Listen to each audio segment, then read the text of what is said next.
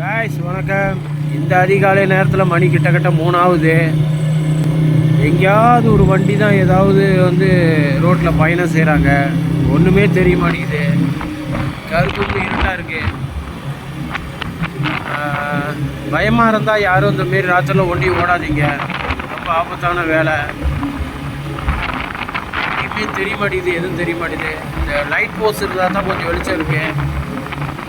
அப்பயும் அந்த டிவைடர் பக்கத்தில் போகிறதுனால அந்த ரோடு கொஞ்சம் தெரியுது. அது இந்த மழை பெஞ்சால் அறவா தெரியாது. இது செலாட் பாகார்னு ஒரு ஊர்.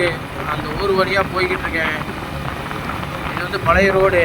இந்த கோலாக்கங் சாரில் இருந்து சரியாக 385 கிலோமீட்ரு கோத்தாப்பூர் கிளந்தான்.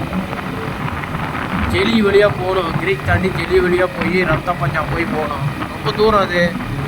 அதில் கிட்டத்தட்ட 400 கிலோமீட்டருக்கு மேலே சுற்றி ஃபாரஸ்ட் நிலம், காடுங்க அதிகம், யானை அதிகமாக இருக்குது அந்த ஏரியாவில். மற்றபடி புலியெல்லாம் இருக்குது. அந்த பகல் நேரத்தில் எதுவும் நடமாடுறது குறைவு. ராத்திரி நேரத்தில் அப்புறம் ரோட்டை க்ராஸ் பண்ணுறது தான். யானைக்கு அதிகமாக இருக்குது. கொஞ்சம் கேர்ஃபுல்லாக கவனமாக தான் போகணும்.